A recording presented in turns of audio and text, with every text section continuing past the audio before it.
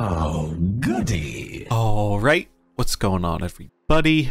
Zombies here again, and today we're back with another Marvel Snap video. So today we got some over the update balance changes, as well as some information on changes that will be coming in the patch, which is scheduled for the 18th, and just some updates on kind of the future and balance in general, which is something a lot of people have been kind of asking for. So let's take a look at what they changed today, their reasoning for it, and what's going to be happening with balance in the future. So the first card is Red Skull. Now this, I actually called this change. This is exactly what I thought they were gonna do. Red Skull is going from a 513 to a 512 with the same ongoing effect of enemy cards at this location of +1 power. As our previous patch notes discussed, we last adjusted Red Skull to weaken specifically his interactions with Shuri and Taskmaster. Our goal was to keep his strength otherwise flat or even slightly improved and see how things settled once we'd softened Thanos' grip on the metagame. We know many players disagreed with that approach, yeah, that's an understatement, and we're weighing that feedback as we continue to debate internally how aggressive our balance update should be. In this case, things settled into an improved metagame, but with decks based around Shuri and Taskmaster still too strong for our liking. We recognize Shuri is clearly the true offender here, and we have a balance change for Shuri ready. However, that change to Shuri needs a patch to be implemented, and we can't make it via OTA. So this is an interim adjustment to weaken the Shuri deck just a bit more. We do expect Shuri to remain viable after this Red Skull tweak. We don't want to drastically nerf multiple innocent cards when we have an incoming nerf to Shuri. Once that change to Shuri is live, will we revert this previous Red Skull change? Maybe, but we're going to give that some time because we'd rather ensure a larger shift in the metagame. So, this in the short term is probably not going to do very much, and it seems like they kind of know that. But we do know that Shuri is finally getting nerfed.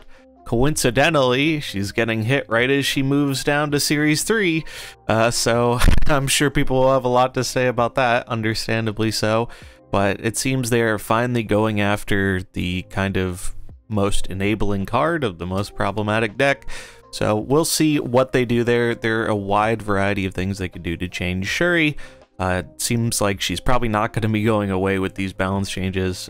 She probably is going to still stay about where she is my guess, because taking another power off the top isn't really going to do a whole ton, but we'll see how it shakes out. At least they know that they have bigger adjustments they have to do, and they're going to be made in the upcoming patch in about 2 weeks.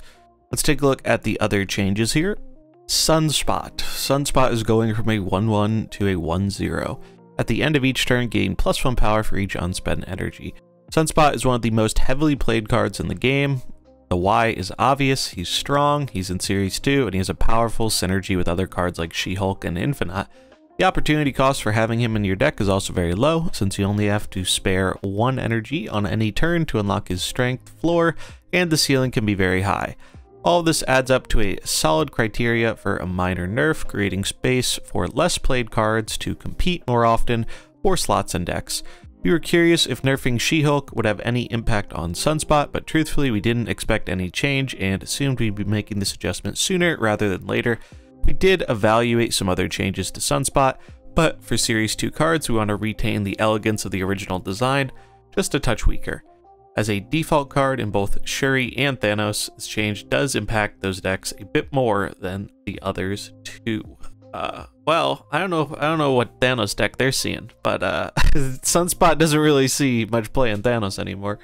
I don't know, this isn't the worst thing in the world, but I do really dislike the general philosophy of being like, oh, well, the other 1-drops aren't good enough, so if we take Sunspot down a peg, suddenly they'll become good enough. Spoiler alert, they're not going to become good enough. I think if you really want more 1-drops to see play, you should be buffing some of the really bad 1-drops, so there's actually more decisions to be made rather than make Sunspot ever so slightly worse, but still more than playable and still one of the best 1-drops in the game. Like, I don't think this change is actually going to really decrease the play of Sunspot. Maybe there'll be a few games where that 1 power will matter, but I don't really agree with this one a whole lot. I think this is kind of they could accomplish, if they want more 1-drops to be played, they should be buffing the really bad 1-drops. Speaking of buffs though, we have some buffs to two very not great cards. First up is Shadow King. Shadow King is going from a 4/3 to a 3/3. On reveal, set all cards here to their original base power. Shadow King's whole purpose is to fight back against exactly the kind of thing that Sherry's doing, but this card simply released too weak to be a consideration for most decks. We recognize his status as a Series 4 card that's used to answer powerful decks rather than fuel them might limit his potential to impact the metagame. However, we're happy to just give him this boost and see where things land from here. Yeah, this isn't gonna make Shadow King see much more play. And the thing about this is, you know, you can't interact with Sherry, right? If they have a Cosmo, which they do a lot of the time, it only does it in the lane he's played in. I think if they really wanted to buff Shadow King, they should not make his effect lane specific. They should just make it the whole board, and then he could actually maybe have an impact. But small buff, does it make Shadow King better? Sure. Does it make him playable? I don't really think so. Sentry. Sentry is going from a 4/8 to a 4/10, and his Void is going from a -8 to a -10. Sentry's a card that just hasn't found a great home yet. While these numbers changes aren't an obviously impactful buff, it does increase the potential reward for running Sentry and the potential damage donating your Void with Viper can do.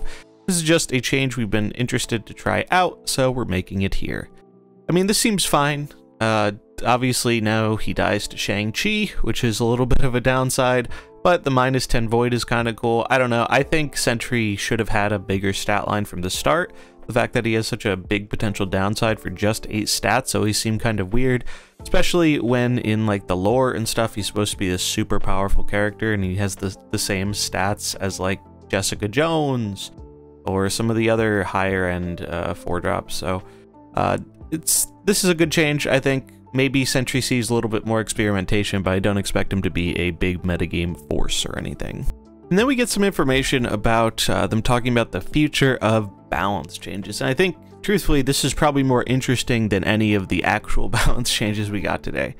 Speaking of changes we're interested in trying out, we have an exciting announcement about the future of card balance for Marvel Snap. Starting with our upcoming April patch, currently scheduled for 4/18, we'll be making weekly changes to cards in the game. Our patch every 4 weeks will continue to release on Tuesdays and include card updates as well, but the intervening weeks will each feature changes going live on Thursdays via OTA. We know this is just the sort of balance, attention, and prioritization that many of you have clamored for, so thanks for your passionate feedback. It's been a multi-team effort to get this process buttoned up over the last month, and we all hope you're as excited as we are. Let's go ahead and address some of the questions that should be popular. So they answered some of the questions here that I think are going to be very popular. Why Thursdays? Basically, Thursdays are just a good day to slide into the rest of their schedule to ensure their QA team has enough time to verify these updates. It also avoids stepping on new cards, releases, or hot and featured locations. What kind of changes will we make? Our OTA tool gives us the ability to make changes within about a week or two, but it is limited in what we can change. We're continuing to develop the tool and expand its limitations, but for now you can expect weekly Thursday changes to be numbers only like the above, with our larger patches still addressing most major changes to card functionality and VFX. Will we be nerfing or buffing cards? Well, as you can see with Sentry and Shadow King, we do intend to buff cards through OTA. In fact, we're going to guarantee at least one buff in each of these updates.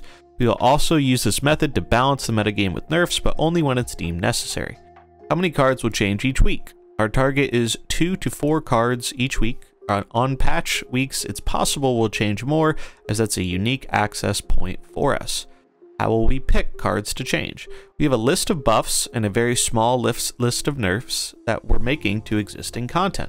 We're prioritizing them based on how we expect the individual changes to affect the metagame or even combine with new cards and locations. But we'll shift them around based on the live metagame. Why not just make all those changes now? One of the things we're wary of with the balance patches is how much change is too much. We've avoided changing more than a handful of cards at a time for a while now. We think that's a good thing because they're easier to digest. Plus, pacing out these changes lets us lightly freshen the metagame periodically rather than shake it up all at once and then watch things settle into a new state of stasis, as we've seen with the Shuri meta. How long will we do this? We've planned a trial period for May, and depending on how it goes, we may continue onward. We're optimistic about that at the moment. So, that's all the news. Some general thoughts here. The Red Skull change is not going to make very much of a difference. Maybe there will be a few fringe games where that extra point of power, or 2 points of power with Shuri and Taskmaster matters, but this is not going to make Shuri go away. Neither is the Sunspot thing, but at least we know they are finally biting the bullet, and they're going to do something to take the Shuri deck down a peg directly with Shuri, as I think that's what most people have been asking for a while. It's been kind of awkward trying to nerf cards around Shuri, especially when we know eventually they're going to make more big cards like Red Skull, and it's just going to be a problem again. So I'm curious what they're going to do to change Shuri, whether they give her a flat number increase or if they do something like I've suggested before, which is make her only buff the card you play in her lane. So that way you can't hide the big thing behind a Cosmo and not interact with it. We'll see. That will be in the patch in about 2 weeks from now on the 18th.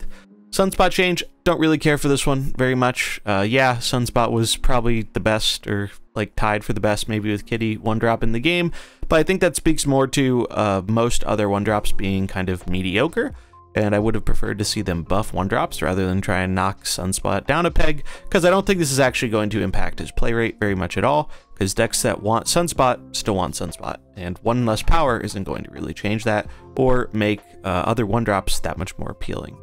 Shadow King and Sentry buff. Buffs are pretty much always good, in my opinion.